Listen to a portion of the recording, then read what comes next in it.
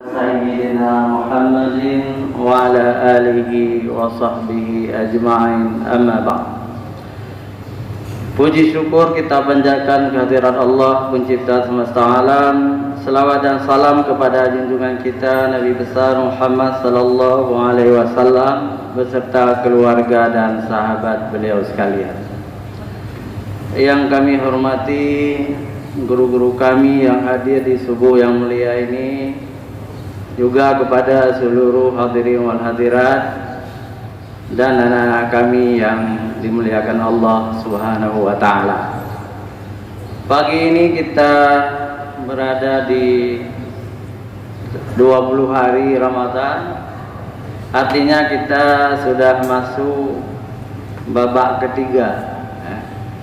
Jadi Ramadan ini dibagi 3. Yang pertama Rahman 10 pertama, yang kedua Maghfirah belasan, dan yang ketiga Itqun minan nar, pembebasan dari api neraka.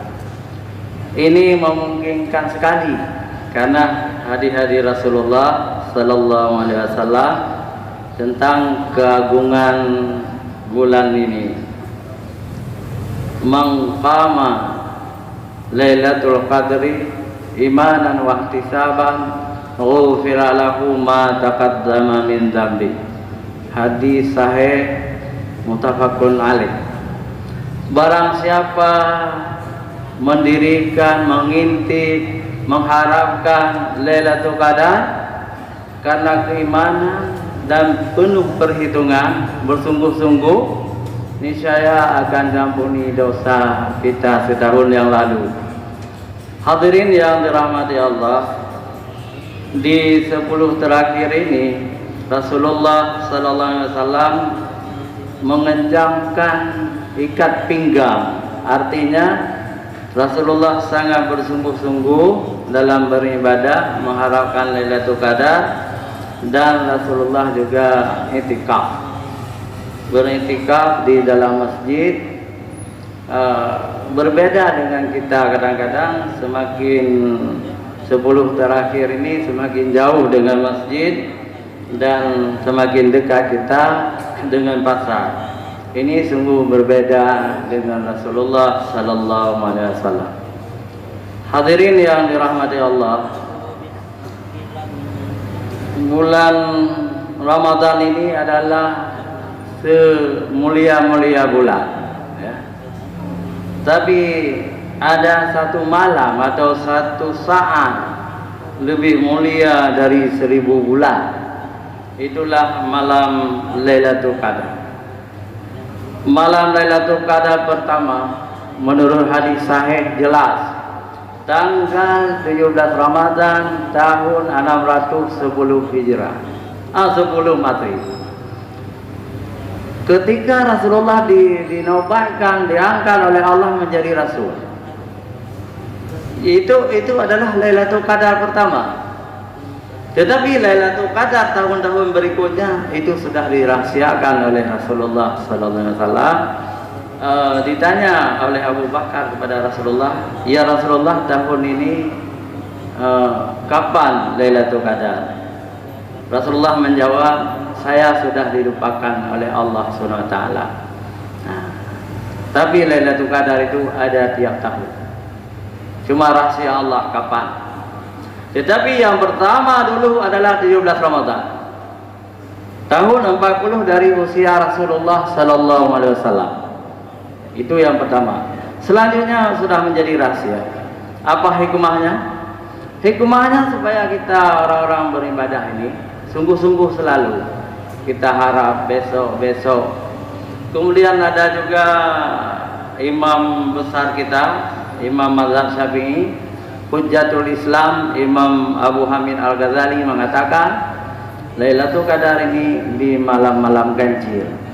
Karena Allah ganjil, jadi Allah mencintai yang ganjil. Ya, yang penting kita terus berharap supaya kita mendapat Lailatul Qadar. Itulah saat yang paling agung, yang paling mulia. Kenapa? Kita bisa merujuk kepada tahun pertama. Tahun pertama ketika Rasulullah berusia 40 tahun, Allah memberi 3 hal kepada kita umat Islam, dan tidak diberikan kepada umat-umat yang lain. Apa 3 hal itu? Yang pertama, proklamasi lahirnya Islam. Yang kedua, diangkat Rasulullah menjadi Rasul. Yang ketiga, nuzulul Quran. Jadi ketika bertemu dalam waktu yang satu waktu ini, maka namanya Lailatul Qadar, malam yang sangat mulia. Kenapa yang sangat mulia? Sangat mudah kita cerna. Coba bayangkan kalau sebuah agama tidak ada nabi. Seperti Konfusius itu tidak punya nabi, Hindu tidak punya nabi. Jadi yang membuat agama itu adalah filosof. Konfusius itu filosof, Brahman dan Wisnu itu filosof, bukan nabi. Akhirnya agama itu tidak percaya adanya hari akhirat karena tidak ada nabi. Tetapi Islam punya nabi, punya rasulnya, Nabi Muhammad SAW, yang dinobatkan, yang diangkat oleh Allah dari seorang nabi menjadi seorang rasul. 17 Ramadan 610 Masehi, ketika beliau berusia 40 tahun. Artinya agama kita ini punya rasul, dan bukan sembarang rasul. Rasulullah SAW adalah rasul terbesar, penghulu segala rasul, penutup segala rasul. Semua para nabi tunduk kepada Muhammad SAW. Dan rasul ini memproklamirkan Islam dengan 5 ayat. Bismillahirrahmanirrahim. Iqra bismi rabbikal ladzi khalaq. Katakanlah wahai Muhammad, bacalah wahai Muhammad dengan nama Tuhanmu yang telah menciptakan. Khalaqal insana min 'alaq, yang telah menciptakan manusia dari segumpal darah. Iqra wa rabbukal akram. Bacalah hai Muhammad, dan Tuhanmu yang maha mulia. Allazi 'allama bil qalam, yang telah mengajarkan manusia lewat perantaraan pena. 'Allamal insana ma lam ya'lam, yang telah mengajarkan manusia dari yang belum diketahuinya kemudian menjadi diketahuinya.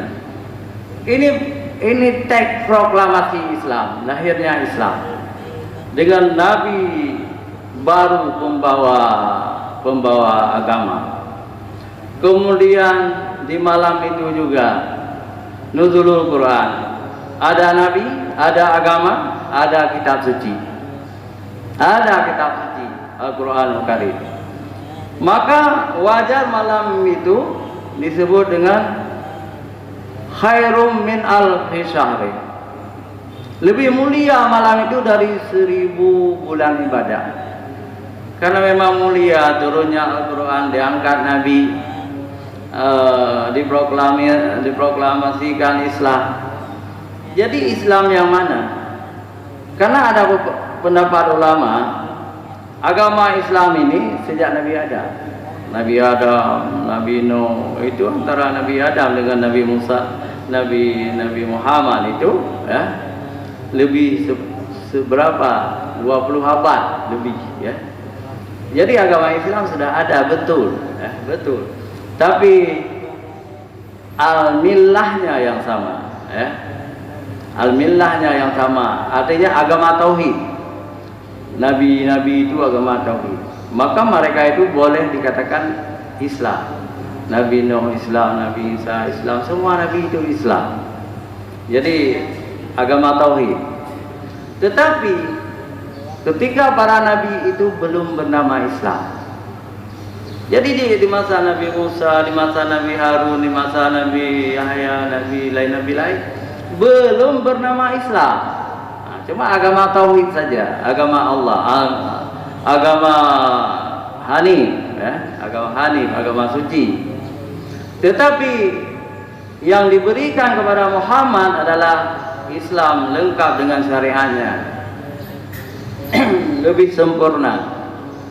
Maka dunia pun mengakui Islam baru ada sejak Muhammad sallallahu alaihi wasallam.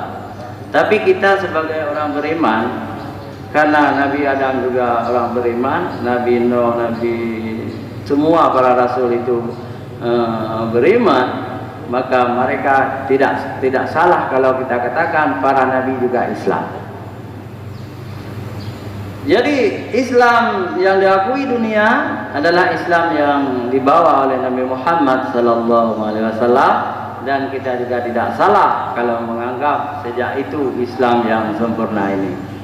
Hadirin yang dirahmati Allah Subhanahu wa taala, Al-Qur'an ya.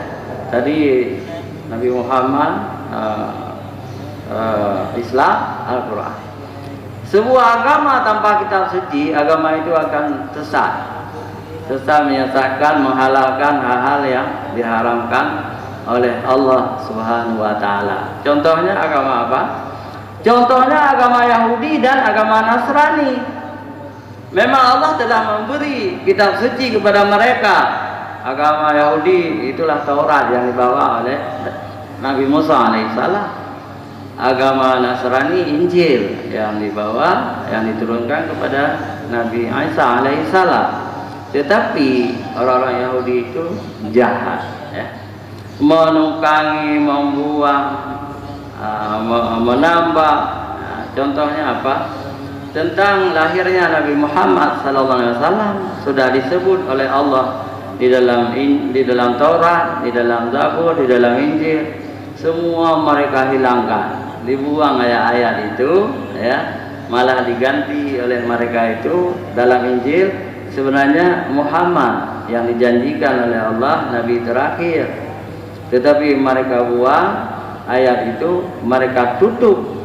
Nabi terakhir adalah Nabi Isa, Nabi mereka orang-orang Kristen. Jadi orang-orang Yahudi dan Nasrani adalah tukang merusak kitab Allah. Maka Allah perlu menggantikan dengan kitab baru, yakni Al-Qur'anul Karim.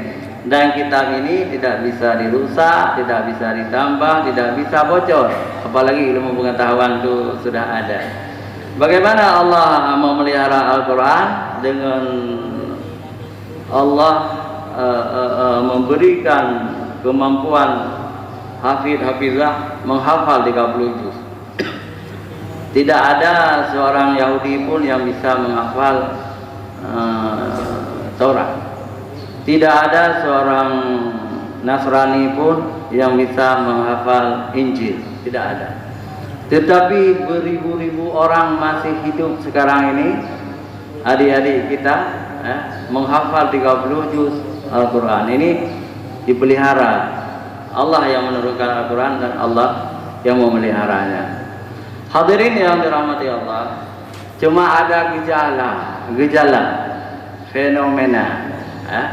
fenomena di Indonesia ini. Al-Quran tidak perlu dihilangkan, karena itu sudah menjadi budaya orang Indonesia. Biarlah orang Islam Indonesia membaca Al-Quran, kita cetak indah-indah, luar biasa, ada yang lebih indah lagi ya. Tetapi jauhkan mereka dengan isi Al-Quran. Ini sangat jahat. Sangat jahat. Mereka itu agen-agen kafir, agen Yahudi dan agen Nasrani. Silakan mereka hafal, silakan mereka musabaqahkan, silakan mereka agung-agungkan Al-Quran mereka. Tetapi cegah mereka itu supaya tidak kembali kepada hukum Al-Quran. Ini sangat berbahaya. Mereka membuat kita seperti Yahudi dan Nasrani juga ya. Kalau ada di antara umat Islam yang mengatakan hukum Al-Quran ini sudah tidak aktual, sudah ketinggalan zaman, ketahuilah kamu sudah terperangkap menjadi orang-orang Yahudi dan Nasrani. Masalah kita belum mampu mewujudkan hukum Al-Quran, itu tidak masalah, karena kita lemah, orang lain lebih kuat. Seharusnya koruptor itu dipotong tangannya, ini kan tidak. Seharusnya penzina itu dirajam, ini juga tidak. Seharusnya pembunuh itu diqisas, ini juga tidak. Apakah kita semua berdosa? Mudah-mudahan tidak. Yang berdosa adalah hakim-hakim. Bagaimanapun mereka itu memutuskan sangat adil, sangat adil. Tetapi pedoman mereka bukan Al-Quran, pedoman mereka peninggalan Belanda. Hakim itu mudah-mudahan tidak masuk neraka, mudah-mudahan.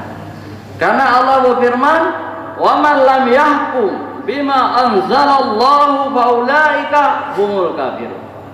Barang siapa tidak memutuskan hukum sebagaimana hukum yang aku turunkan Al-Quran ini, sesungguhnya mereka itu kafir. Kemudian ayat lain, sesungguhnya mereka itu fasik.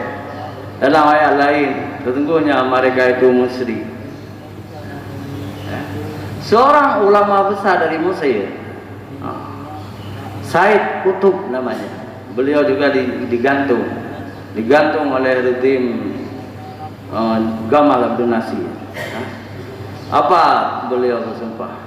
Demi Allah, kata Said Qutb, seorang hakim tidak masuk surga kalau dia tidak memutuskan hukum dengan kitab Allah, katanya. Itu sumpah beliau. Adakah hakim-hakim sekarang ini mencoba kembali kepada Al-Quran? Kalau ada, mendapat pahala walaupun tidak terlaksana. Tetapi kalau hakim-hakim tidak perlu hukum padang pasir ini dikatakan, ini kan untuk orang Arab. Untuk kita bangsa Indonesia tidak perlu Quran, cukup dengan peninggalan Belanda. Awas, kamu hakim itu bisa jadi ke neraka. Dalam kitab apapun hakim dibagi 3. Yang pertama, hakim yang menerima sogok. Yang menerima sogok itu ke neraka. Yang kedua, hakim yang tidak memutuskan hukum dengan adil, itu ke neraka. Yang masuk surga hanya satu hakim, hakim yang memutuskan hukum dengan adil dan berdasarkan kitabullah. Itu.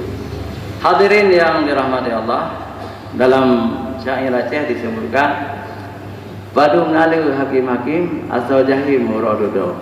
Nibak hukum ibu bidah kanang hijuk bungong jaro sogo. Laknatullahi ala rasyi wal murtashi. Hakim jangan digambarkan hakim yang ada SK saja. Yang disebut hakim adalah semua yang terlibat dalam memutuskan hukum. Pengacara itu hakim, polisi itu hakim. Siapa lagi yang terlibat? Kalau terlibat memutuskan hukum adil, mereka itu orang-orang terbaik, masuk surga lebih duluan. Tetapi kalau mereka tidak adil, mereka lebih duluan masuk neraka. Nauzubillah min dzalik. Hadirin yang dirahmati Allah, semua kita sama, ya. Kita ingin menjadikan Al-Quran sebagai zilal, ya, payung kita yang menjaga kita, ya. Karena itu, apa yang harus kita lakukan dengan Al-Quran ini? Di bulan Ramadan ini kita tadarus. Yang kari-kari kita dengar di masjid enak sekali. Duduk di rumah, di atas rumah, simak, dapat pahala. Dapat pahala. Kalau pergi ke masjid, duduk di pinggir-pinggir masjid, dengar adik-adik kita tadarus, dapat pahala. Dapat pahala. Yang sangat berdosa kita, asyik di warung kopi, ngobrol, jadi anak-anak mengaji sendiri. Mengaji sendiri. Itu kita berdosa. Berarti kita tidak pernah menamaikan baca Al-Quran bulan suci Ramadan. Padahal kalau kita mau membaca Al-Quran, insya Allah taman, barang 3 kali taman. Tapi kita ditipu oleh setan menjauhkan diri dengan Al-Quran Al-Karim. Zaman sekarang Al-Quran luar biasa, sudah diterjemah semuanya. Karena tidak semua kita mampu berbahasa Arab, sudah diterjemah itu bagus. Oh, baca. Jadi keunggulan Indonesia ini saya ceritakan. Saya pernah ke Malaysia, pernah ke Thailand, pernah ke Brunei, ya. Jadi semua negeri-negeri Melayu ini mengambil Al-Quran terjemahan Indonesia, ulama-ulama Indonesia. Tapi sekarang Malaysia sudah ada terjemahan sendiri dalam bahasa Melayu, tapi dicantum juga di biografinya juga dari Indonesia, diambil dari terjemahan Indonesia. Menunjukkan terjemahan ini bukan sekedar terjemahan, yang menerjemahkan Departemen Agama, ya. Pemerintah yang menerjemahkan dengan ulama-ulama besarnya, ahli-ahli Al-Quran. Maka jangan terpengaruh dengan omongan orang-orang yang tidak bertanggung jawab. Bagaimana omongan orang yang tidak bertanggung jawab itu? Udah baca terjemahan, kita harus baca saja yang tidak diterjemah. Itu tidak benar. Kalau kita baca yang belum diterjemah juga dapat pahala. Kalau kita baca terjemahannya bertambah-tambah pahala. Kalau kita baca tafsirnya sudah diterjemah juga semuanya. Tafsir Ibnu Katsir sudah diterjemah, tafsir Hamka, Misbah, Quraisyihab, tafsir Hazbi As-Siddiqi, An-Nur, ya. Tafsir-tafsir lain itu semua mendapat pahala yang lebih, ya. Tidak benar harus menjauhkan dengan tafsir-tafsir itu. Bagi yang mampu bahasa Arab memang sudah diangkat derajatnya oleh Allah Subhanahu wa taala. Mereka mampu bahasa Al-Quran karena Al-Quran itu diturunkan dalam bahasa Arab. Tetapi tidak semua manusia bisa berbahasa Arab, maka tidak salah dengan bahasa mereka masing-masing. Al-Quranul Karim sekarang ini sudah diterjemahkan 170 bahasa dunia. Bahasa India ada, bahasa Cina ada, semua untuk orang-orang yang tidak bisa berbahasa Arab. Jadi mari kita kembali kepada Al-Quran di bulan suci Ramadan ini. 10 terakhir ini, di samping kita kalau mau, jadi masjid kita ini terkenal di mana aja, masjid tempat kita intikaf, ya. Jadi alangkah luar biasa di akhir bulan Ramadan ini. Tentu ini mohon maaf, tentu yang ekonominya mapan silakan ke sini ikat pinggang. Tetapi yang ekonomi lemah enggak usah intikaf, ya. Jual saja barang-barang yang kita jual, mencari rezeki, ya.